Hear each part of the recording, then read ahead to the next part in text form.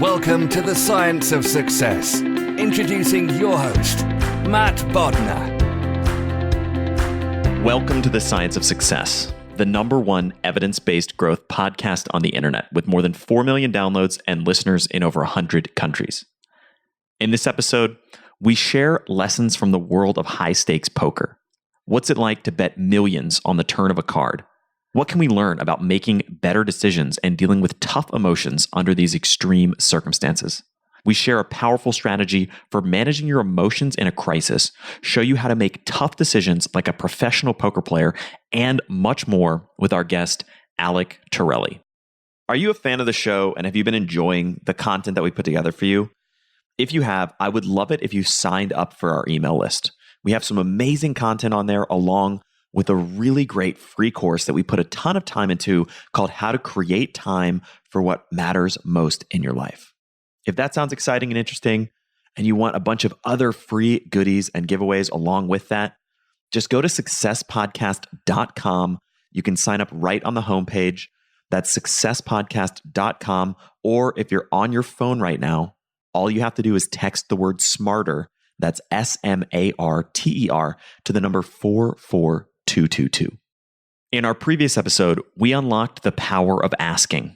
When you ask for what you need, miracles can happen. But so many of us are too afraid to really ask, or we feel like we don't know how or what we should be asking for. How do you get better at asking?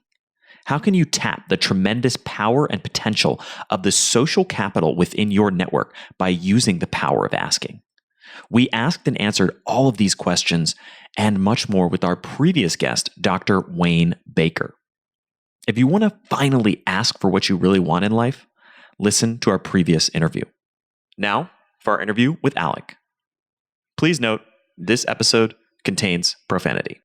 Today, we have another exciting guest on the show, Alec Torelli. Alec is an entrepreneur, motivational speaker, and professional poker player. As a poker player, Alec has won millions playing live cash games and some of the biggest tournaments live and online.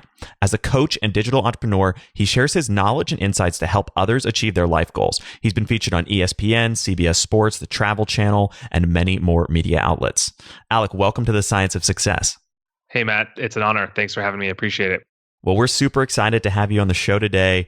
As many longtime listeners know, I'm an avid fan of poker and think there's so many lessons that can come out of poker to teach us to be better decision makers and live better lives. But I'd love to start the conversation out and explore a little bit, how did your poker journey begin and how did you become someone who played at some of the highest stakes imaginable? Good question. Yeah, it was a journey. I started playing at 16. I got invited to a friend's house and I won $12 or so my first time playing. And like they say, the worst thing that could happen to someone that is betting or gambling is they win their first time because then they're hooked. And I was extremely hooked.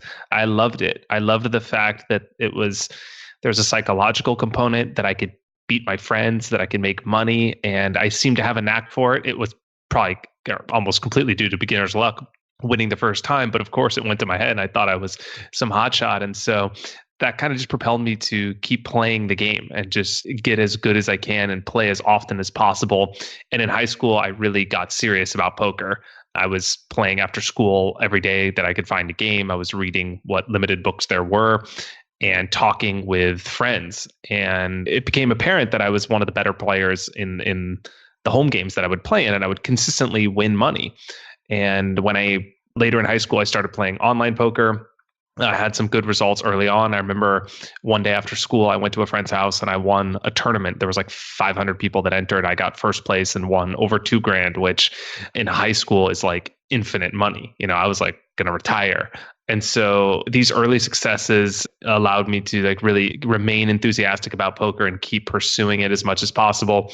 And when I was 18, I was at SMU in Dallas, Texas, and I was making a decent amount of money playing online poker. I'd saved up probably between 20 and 30, which was a lot for an 18-year-old at the time in college. And I realized that I was slacking behind in university because I was dedicating so much time to poker. I was playing tournaments late at night on Sundays, staying up till 4 or 5 in the morning, and then missing my economics class.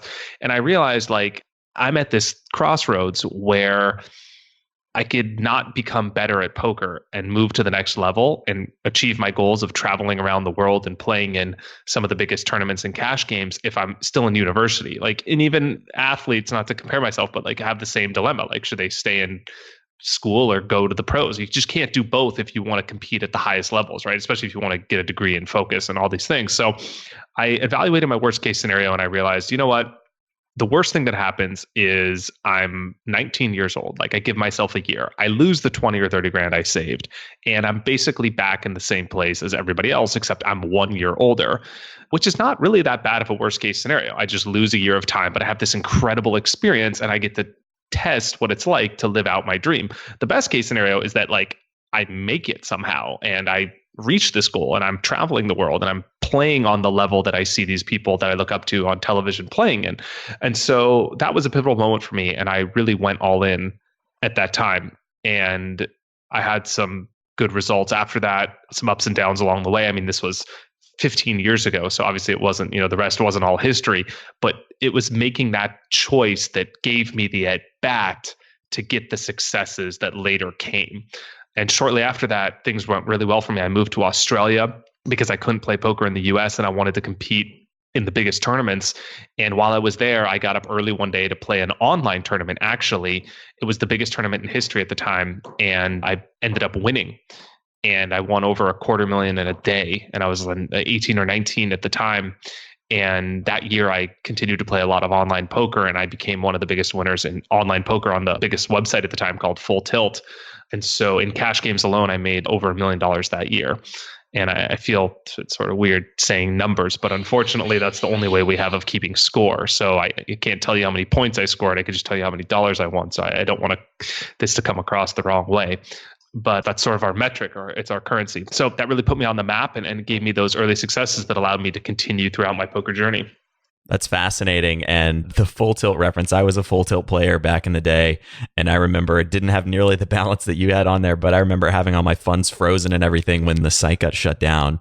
Yeah, me too. Which I'm sure was much more problematic for you. But even the subtle mental model that you just shared just now is really interesting, which is this notion of evaluating the downside and making a decision which seems really controversial, something like dropping out of college. And yet you looked at it in a very rational way and realized that instead of carte blanche ruling it out or catastrophizing and thinking that, oh, I can't do that, my life will be over, you looked at it in a really rational perspective. And I think that's something that's missing in a lot of people's lives, is this idea of looking at tough decisions and figuring out and actually logically mapping out what's really going to happen if I take this seemingly crazy risk. Yeah, and I have my parents to help thank for this, instilling me this process. My dad is very analytical, logical, and my mom gave me extreme amounts of confidence to believe in myself. And so I could confidently say at the time, this was before poker was really on the map 15 years ago, 0 people that I talked to thought that dropping out to play poker was a good idea. So it really took a little bit of conviction there. And I got that confidence from my mom's side. And then from my dad's side, it's really about the practical side of things and thinking things through and being rational and logical about decision making. But I really feel like that skill set was amplified in poker because what you're taught is to separate the facts from the noise and not let emotions cloud judgment when making decisions, and not let fear cloud judgment. So a lot of times in poker, you're in a big hand, right? Especially as I moved up in stakes and started playing, bigger and bigger games, when one single bet could be, $10, $50, $100,000 in a single bet, right? Not even a single hand, just a single bet within a hand. And, in theory, you can look at it like this is the correct play, but it's another thing to be able to actually make the play. And what poker teaches you to do is really focus on the process of making the right decision, independent of how you're feeling in the moment. So independent of the fact that you may have just lost a big hand, or what are other people going to think if you make a bonehead play and they see you turn over a bluff, or how are you going to be critiqued, or how are you going to be looked at on television by the rail or the people watching.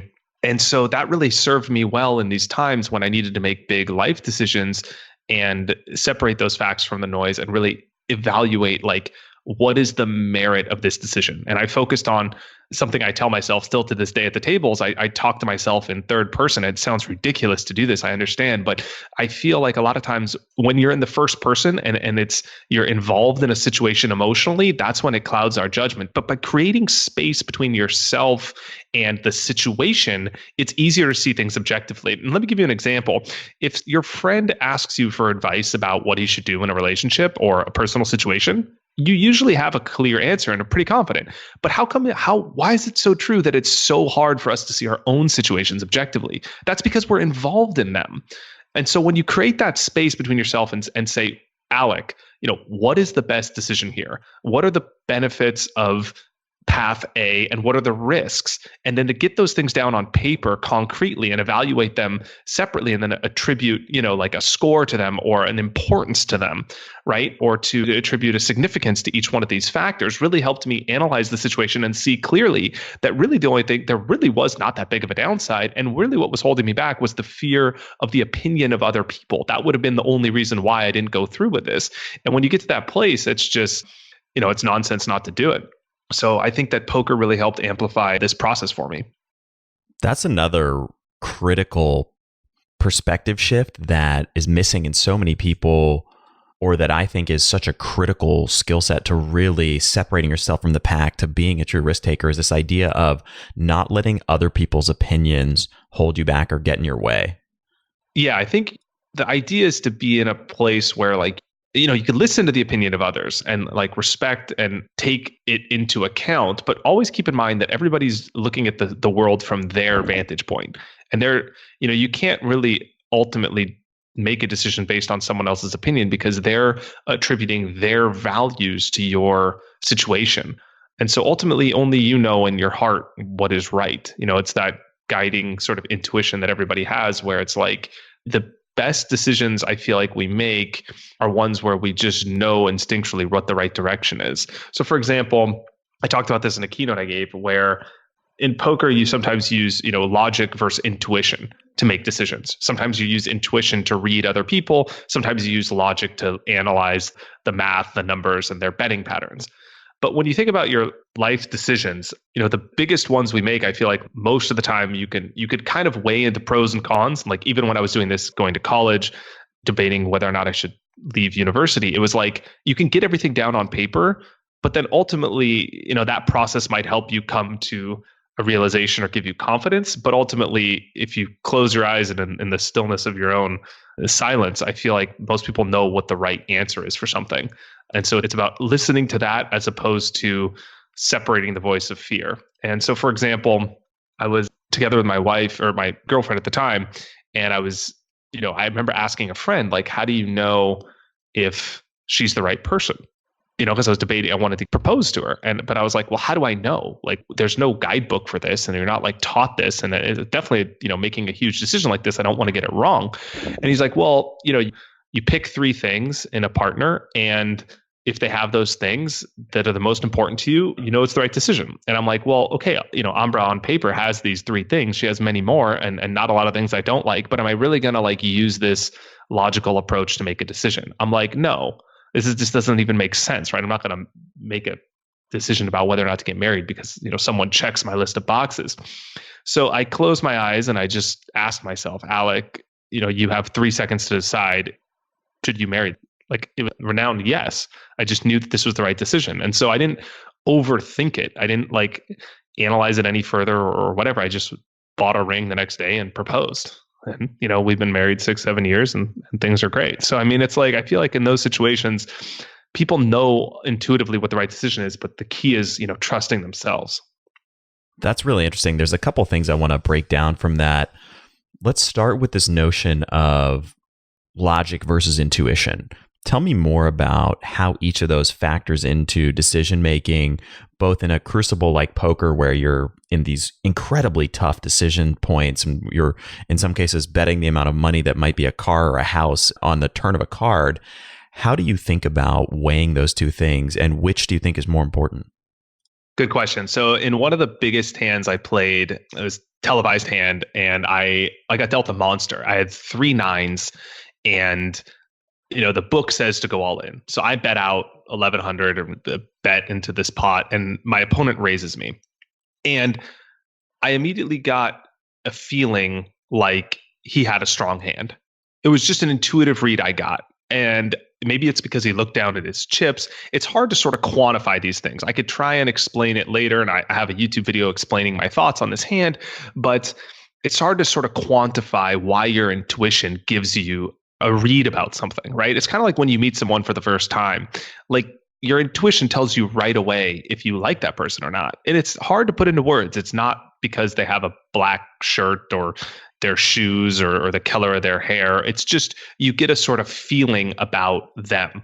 And so that's what I'm looking for in poker and also in life as well. I'm listening first to the intuitive sort of read I get about a scenario, a person, a business deal, whatever it may be. Then I'm using logic to back up what my intuition says to see if it makes sense and if it checks out. So then I go through the hand I was playing against Chad, for example. I said, okay, what types of hands is he going to raise me here? What types of hands is he going to bluff me here with? Is he really capable of bluffing on television? Is he really going to risk this much money in this spot with a bad hand? And so as I walked myself through the logical side of things, I then realized that those things were unlikely. It was likely he had a very strong hand, and I folded. And it turns out, he had a straight. I would have lost the hand if I continued. So it's about, first and foremost, like understanding the relationship, but then also understanding that these two things actually work together. And I feel like in poker, as well as in life, people sometimes identify themselves or feel like they have to choose between one or the other. But I think when you look at the best decisions, like in the case of dropping out of university or marrying my wife, like the big decisions as well, these two things should actually work in harmony. There should be a marriage between these two things. And when in doubt, I always find that when I'm at the poker table, for example, there are times where they're in conflict. There are times when I feel like, for example, I know my opponent has a really good hand and I should fold, but then my rational mind starts talking and I tell myself things like, well, I can't fold this hand. My hand's too strong, or, the pot's too big. I can't fold. I'm committed. And so I start to override my intuition with the voice in my head. I start to override my intuition with the logic.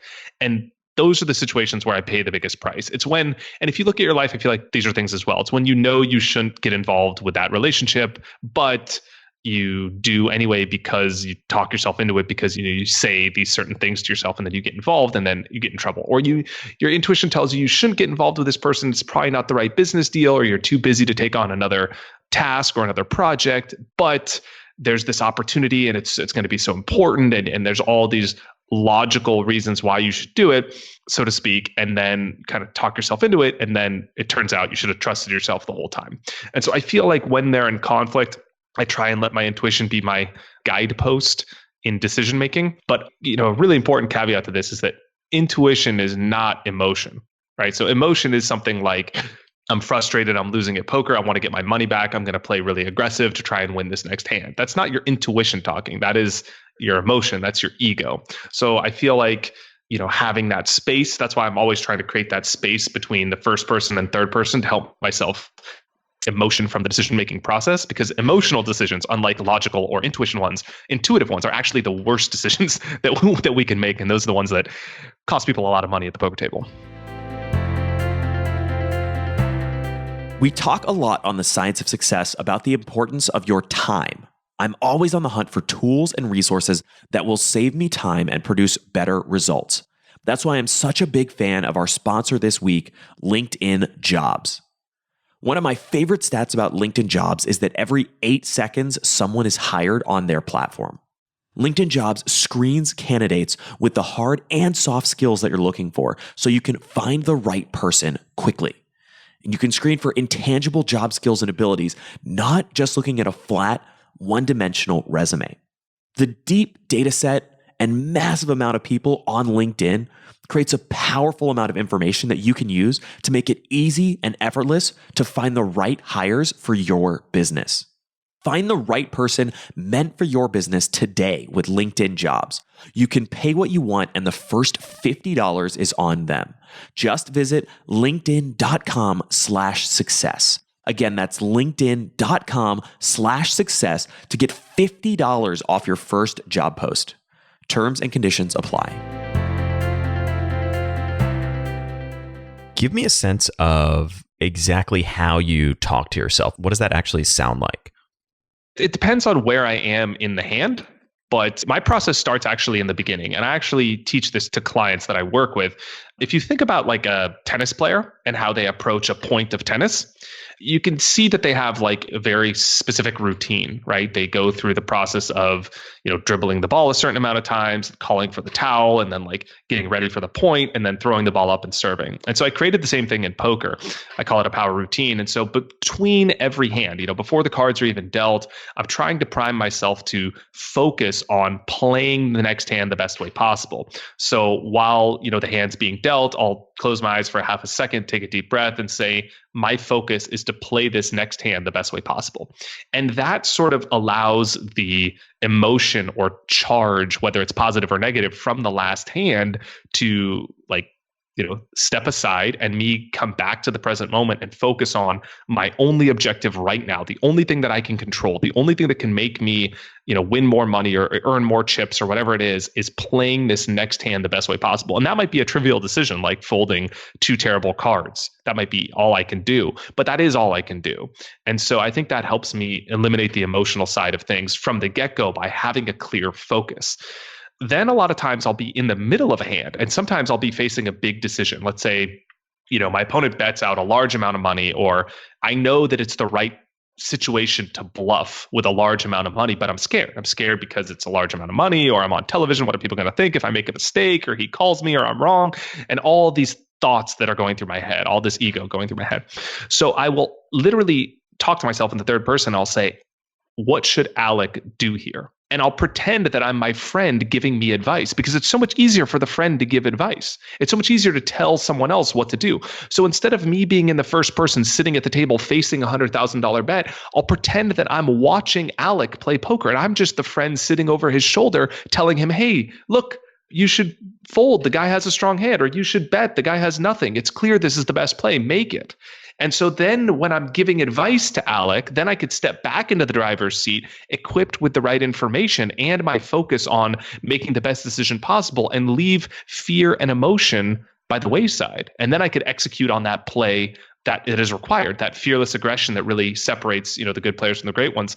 And so I try and do that. And I fall short many times, but at least I have the system. And I feel like the system really helps me execute in real time when the stakes are the highest.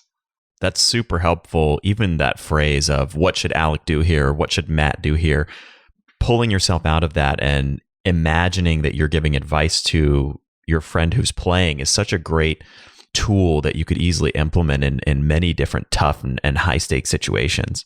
I mean, I do this all the time, like even in trivial situations. Like, for example, I kind of manage my own day, but everybody does to some extent manage their own time schedule. So sometimes I'll have free time. Like before this interview, I had 30 minutes and I said, okay, what should Alec do? And I try and pretend that I'm like, sitting on the couch looking at this person and thinking like, okay, what kind of day has he had? Is he stressed? Does he need to finish something? Does he need to relax? Does he need to read? Does he need to eat?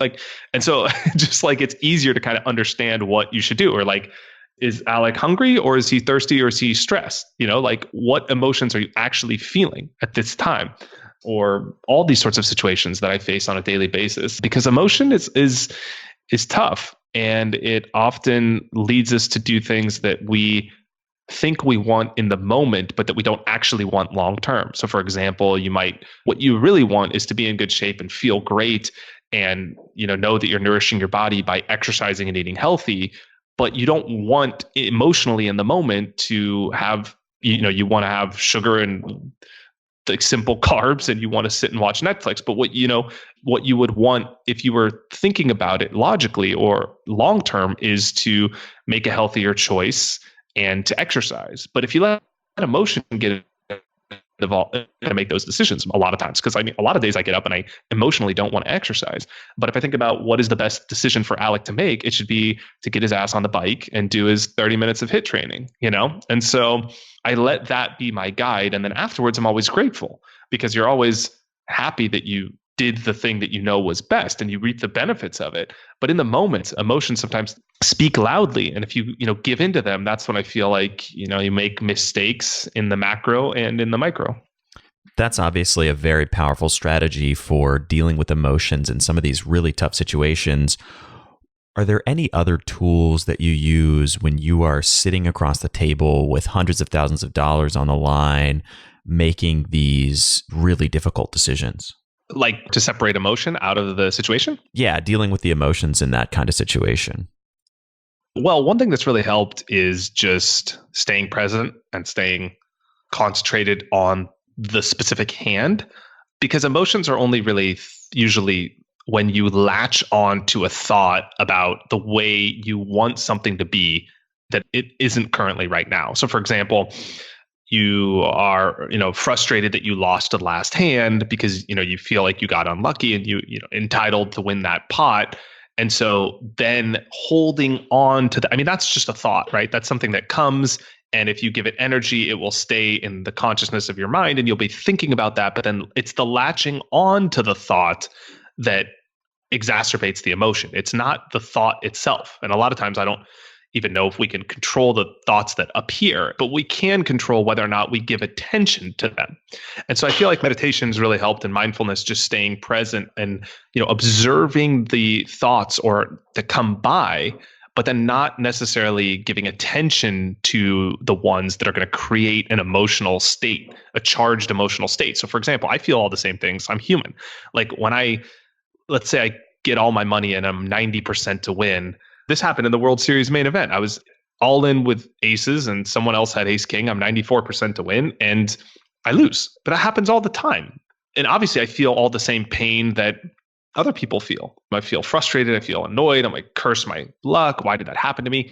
Those are thoughts that come. But I feel like what I try to do, and again, I fall short often, but what I try to do is to come back to the present moment, ask myself what I can focus on, and then pay attention to a more empowering thought.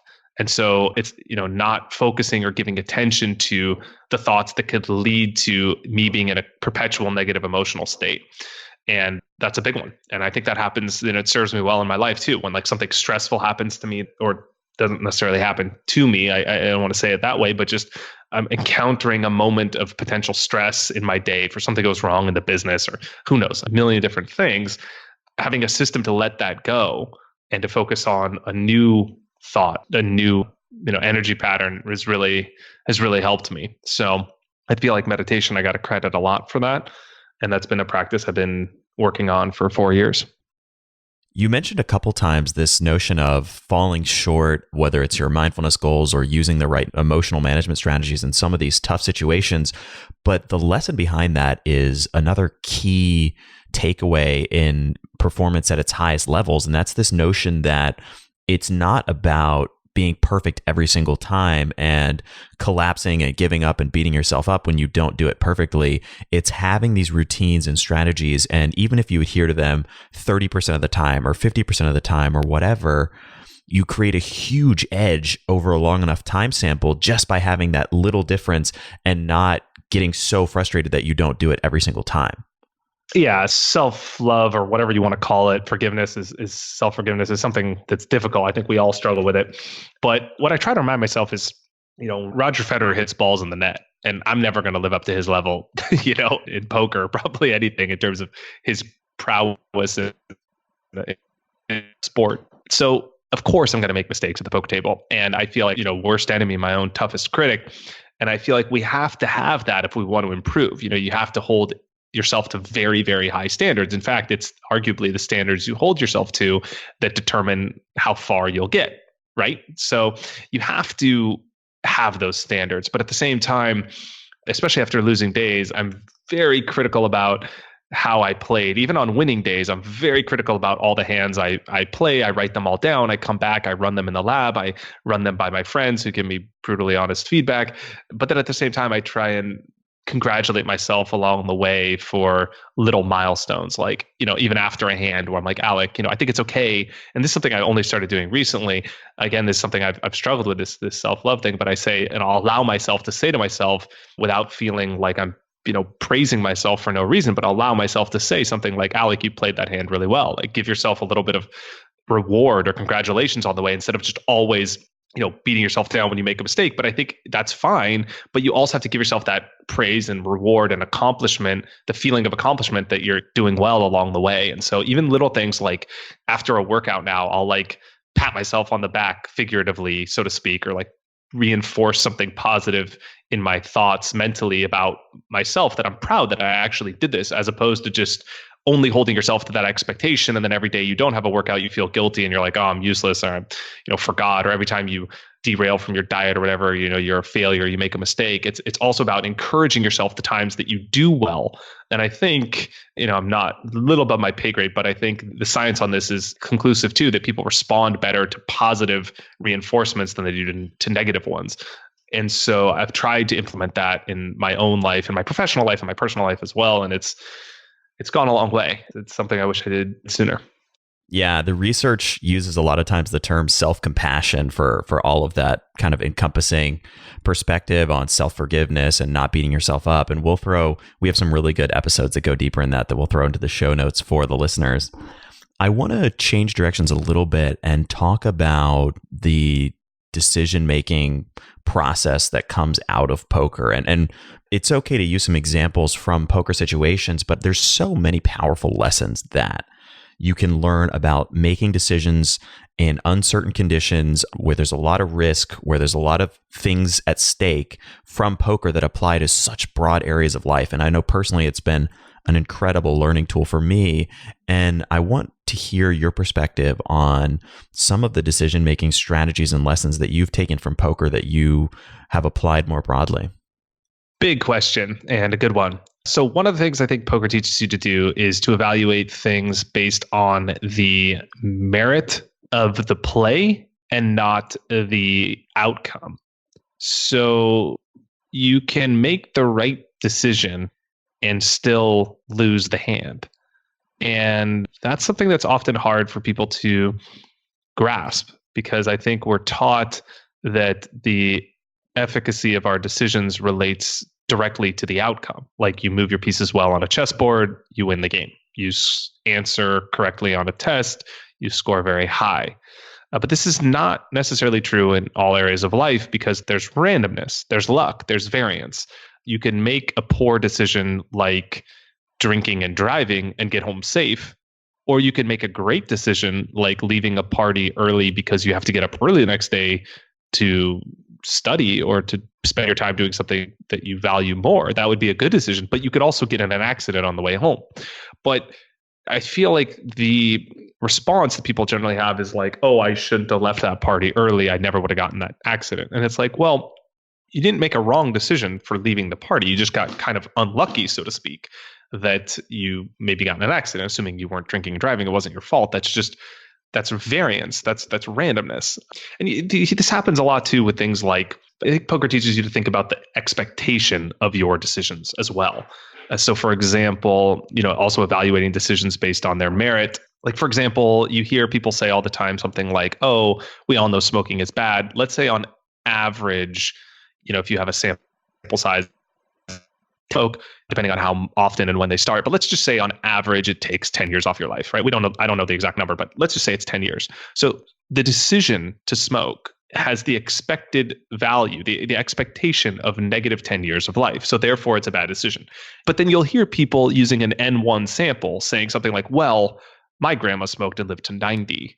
But like, that doesn't make smoking a good decision, right? So there's always these outlier examples that maybe she would have lived to 105. I don't know, but maybe it just doesn't affect everyone the same way. But the point remains that the decision still has an expectation. And so because you can't know the future, right? You don't know what's going to happen. You have to evaluate decisions based on their expectation. And you do this in poker all the time.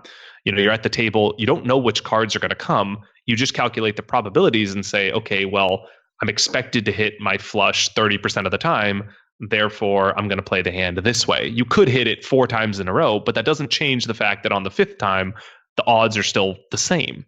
And so I think about life very much in the same way, even when it's evaluating things like whether or not to run an ad campaign. You think, okay, like what is the cost, what is the sale price, and what is the expectation that you're going to gain per ad that you promote, and all these sorts of things. So I feel like it really has helped me think about the way I see the world and the way I really strategize about making life decisions as well. You brought up so many good points there that I want to dig into. The notion, there's even a subtle mental model that you shared with the example of the grandma, which is perfect. I want to unpack this idea of making decisions, or the fallacy of making decisions with an N of one, and using these illusory examples. And the other piece of that, which is so interesting that you mentioned, which is that you don't see the other outcome with something like that, right? So you see somebody whose grandma smoked and lived to 90, but that might be masking the fact that she could have lived longer if she hadn't smoked. And so there's all of these hidden probabilities and outcomes that you don't necessarily see when you're only evaluating these really small or individual sample sizes. Yeah, it's so true. That's a great point. Another one that I've thought about too is that outcomes aren't binary, right? So I think I was talking about this the other day to someone where it was like, well, you evaluate a situation and the expectation is that it's either going to happen or not going to happen. Like, for example, you are deciding whether or not to, go to school and get a traditional job. And that is considered a safe route, right? That's like, okay, that's safe. Whereas, investing or being an entrepreneur and opening a startup is risky. So I think where people go wrong is they don't properly attribute the probability of each one of these outcomes. And they just look at it like binary, like one is safe, therefore my risk is 0. And the other one is risky, therefore my risk is, 100. And we know that's not true. There are plenty of people that go to school and that can't get good jobs, or there's risks involved. There's college debt, and maybe they get fired from the job. Maybe the company goes under, right? And I'm not saying that you should not go to school and do a startup. I'm just saying, like, it's important that we attribute the proper risks and percentage, so to speak, to each option that we have. And so it's not like these things are binary. There's some inherent risk in every decision we make. Right? Nothing is 100 or 0. And it's not guaranteed that you're going to fail, being a startup, obviously. But so your chance of success in one route may be 10%, and the other route may be 50%, but it's not like 0 and 100. And so I think thinking in terms of like the probability of an outcome is the best way to attribute an accurate answer to it. And I think poker really teaches you to do this, right? It's not like, I went all in, like I'm 100% to win or 0% to win. You win based on your probability. So you're going to win the hand, let's say 70% of the time, but 30% of the time you're still going to lose. So you need to be prepared mentally or financially or whatever it is for that outcome. And then also being more aware of the probabilities of decisions lets you better plan for them. If you know that you're to succeed in a certain path that you're going, or a campaign or whatever it is only 70% to succeed, you could properly evaluate whether or not you want to take that risk. But 70 is not 100. And there's a huge, huge difference there. And I think poker really helps people see that. That's a great perspective. And I like to think of it in terms of black and white, right? Most things in life are not black and white. There's all these shades of gray. And even if you're looking at something as a yes or a no, even if you just add in a maybe that it might happen, you've increased the amount of options by 50%. Even if you expand to a field of, there's a 1 out of 10 scale, right? You've essentially 5x the amount of decision-making clarity that you have in evaluating the outcomes of that perspective. And the deeper and more granular you get in evaluating probabilities, the more effective and the better your decision-making gets. Totally. That's a great one. The most epic and life-changing thing that we've ever done at the Science of Success is about to happen. We're launching a live in-person intensive just for you. This will be an intimate 2-day deep dive in person with me, where we will go over all the biggest lessons and greatest life-changing insights that I've personally pulled from years of interviewing the world's top experts on the science of success, and show you exactly how to specifically apply them towards exponentially achieving the goals that you have for your own life and business. You'll learn how to influence anyone, 10x your productivity, overcome procrastination and overwhelm, and so much more. Bring your own unique challenges, goals, and desires, and get highly specific, tailored feedback and a playbook for exactly what you need to do to achieve your biggest goals. Here's the thing. We're only going to have 15 spots available for this intensive. That's 15 spots. If we sell out super fast, we might do a second intensive, but this is priced so that I can spend intimate, one-on-one time with every single person who attends. This event is going to be here in Nashville on January 27th and 28th. Get more details and reserve your seat before we sell out at successpodcast.com/live. That's successpodcast.com/LIVE. I can't wait to see you here in Nashville. Well, the other thing that you mentioned earlier that I think is so important is that most people operate under the illusion that good decisions lead to good outcomes. But the real world is much messier than that. In business, in life, in investing, there's a huge amount of variance, of noise, of sometimes opposite results that separate decision and outcome. And it's really hard to get space and actually evaluate whether you made the right decision when you're letting the outcome cloud the evaluation of the decision process. Yeah, I think people typically radically in poker, and I've noticed this in poker, which has made me reflect on this about life as well, but radically underestimate the role that luck plays. We like to think, we're definitely responsible for all of our everything, that all of our successes and those sorts of things. But I think one thing that poker made me realize is just like how lucky we are to even have the at bat. And that's something that I think most people just take for granted automatically. It's just like being dealt a winning hand is a prerequisite to succeeding in a lot of ways. And some people, are beat the odds and aren't dealt as good of hands as other people, but arguably like they're all sort of winning hands. And the way I like to think about it is like half the world was dealt a hand where they live on $250 a day or less, right? That's just like not something that anybody chose. That's just you're starting two cards. And that reality is very hard to rise up out of. Of course, there are some people that do it, but the odds are extremely stacked against you. So if you are not part of that 50%, you're dealt, a winning hand, you're born in the first world and you do, prosper to start a company and those sorts of things. The luck sort of preceded that. It gave you the at bat. Of course, you have to make great decisions along the way. And I think playing your hand well is ultimately going to manifest over time. But I think we should be more grateful. And I include myself in this, but just be grateful for the incredible luck that has been bestowed on probably everyone listening. Just the fact that you're listening means you've already sort of won. And then I think people typically evaluate things in a short sample size. And so I think we typically are impatient, like all of us to a large extent are impatient, and we want to win, in poker, we want to win during our next session. So we lose one session, two sessions, three sessions in a row. We're like, this sucks. I want to win now. But if you zoom out and you look at things over a large enough sample, if you play your hands well and you make enough good decisions, the better players always win over time. But the thing is that people are evaluating their results in the short term, in a short time window. And in a short time period, anything can happen. Bad players can win, good players can lose. And even events that happen in our lives can seem bad if we label them that way when they happen in a short time frame. Like you, for example, get fired from a job. If you evaluate that in a time frame of a week, you can place the label bad on that event that happened.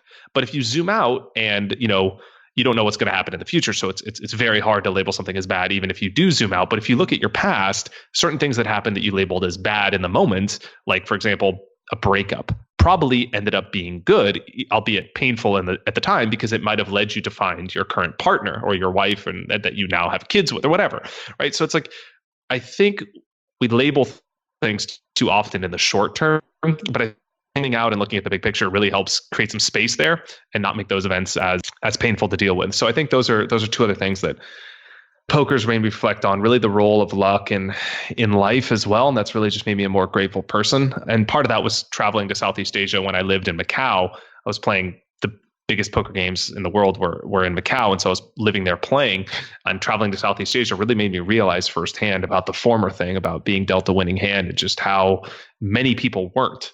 And so that's really helped me in poker. When I feel down on my luck, I try and think about that, and that, no matter what happens to me at the poker table, I'm still running pretty good. That's great perspective, and a really powerful mental model that you can pull from poker and think about the world at large.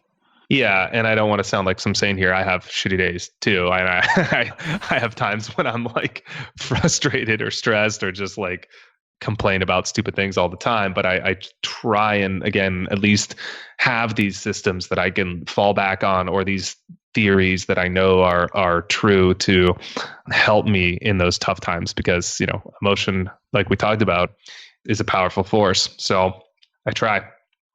Tell me a little bit about your strategy for prioritizing what's important in life. Well, that's another big question.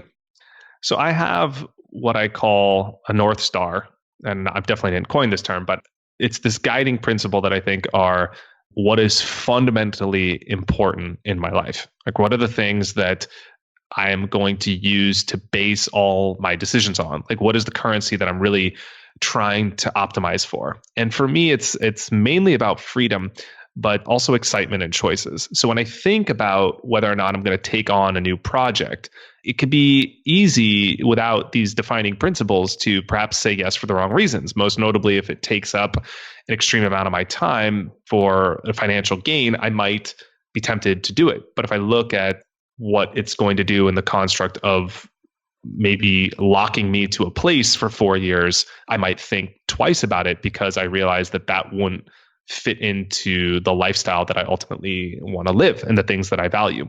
So I feel like this helps in the macro with the big decisions that I make, but also in the micro, like even things like my spending priorities, for example. It's easy to, I feel like, spend in areas that don't serve our highest needs.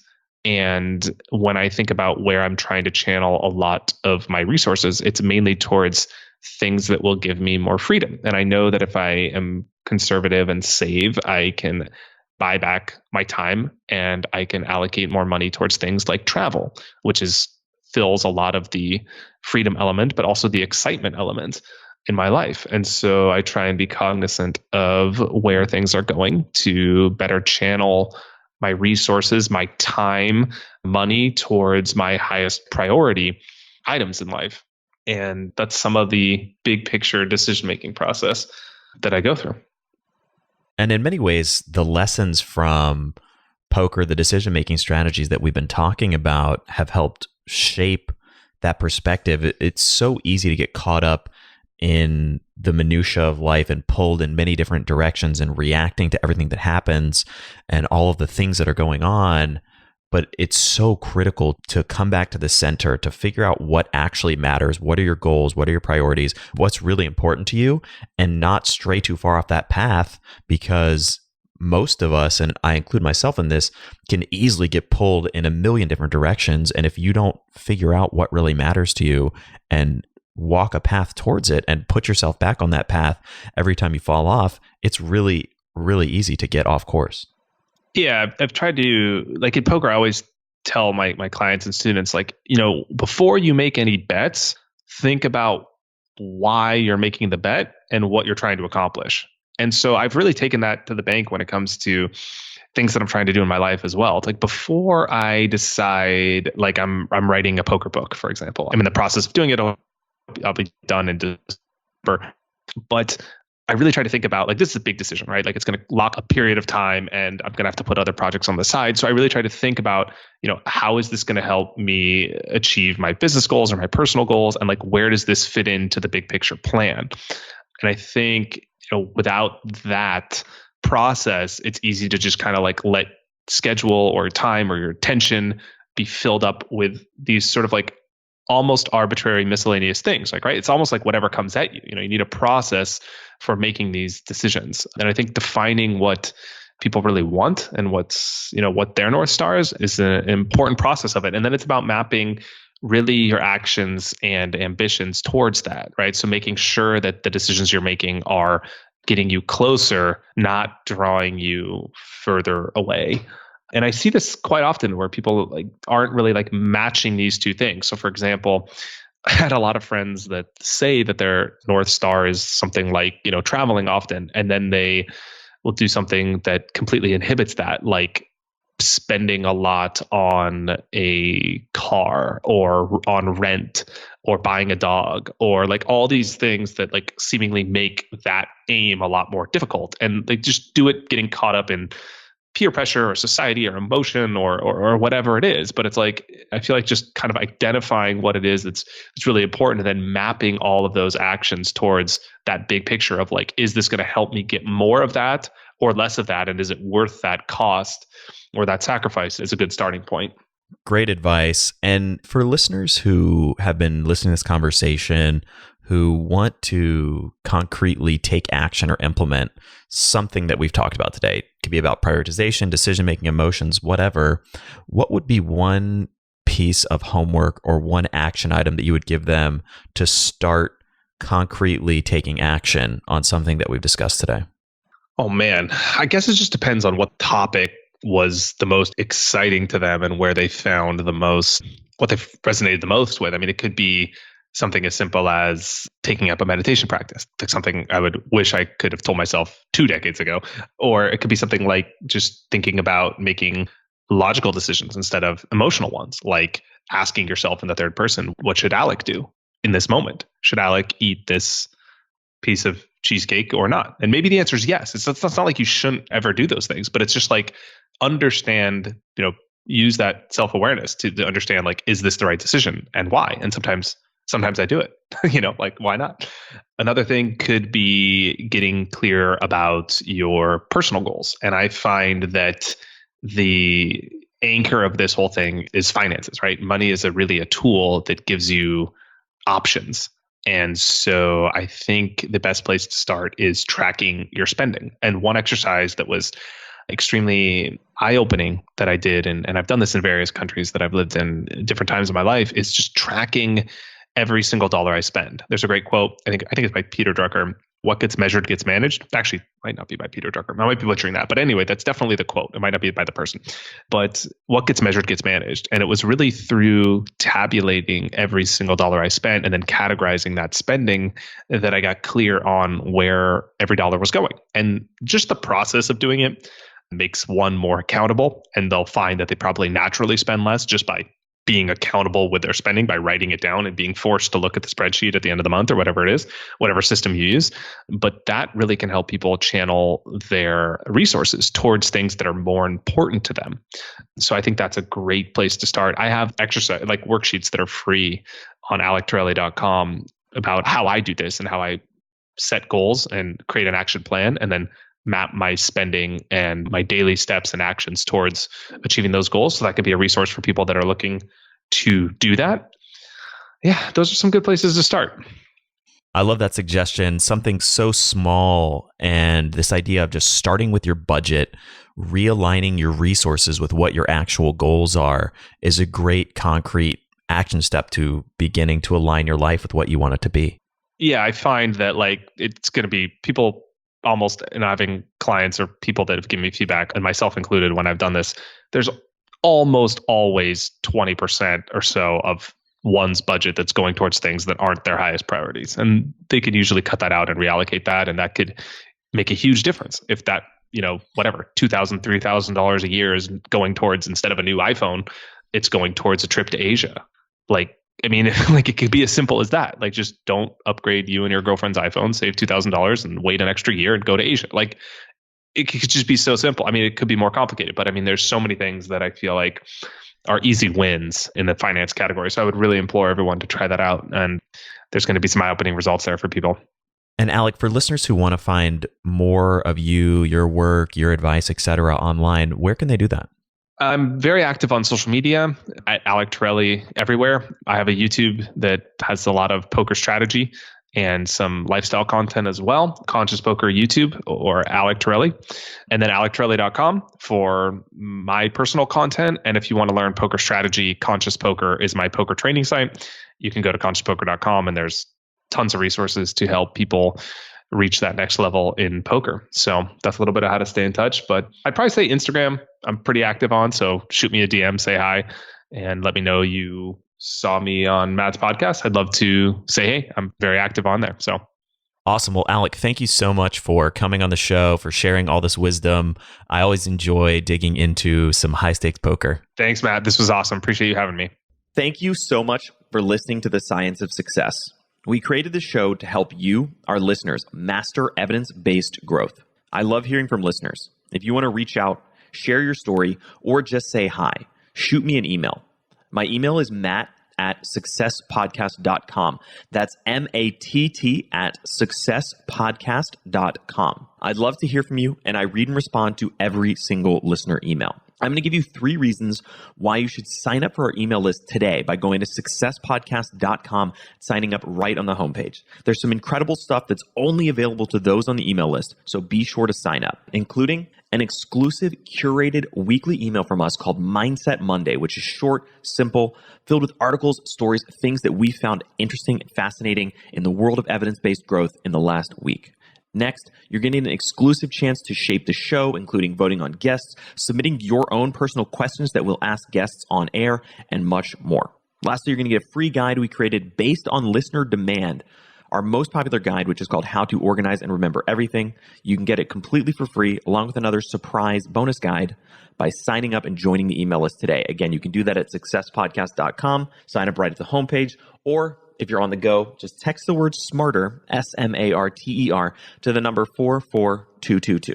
Remember, the greatest compliment you can give us is a referral to a friend, either live or online. If you enjoyed this episode, please leave us an awesome review and subscribe on iTunes, because that helps boost the algorithm, that helps us move up the iTunes rankings and helps more people discover the science of success. Don't forget, if you want to get all the incredible information we talk about in the show, links, transcripts, everything we discuss, and much more, be sure to check out our show notes. You can get those at successpodcast.com. Just hit the show notes button right at the top. Thanks again, and we'll see you on the next episode of The Science of Success.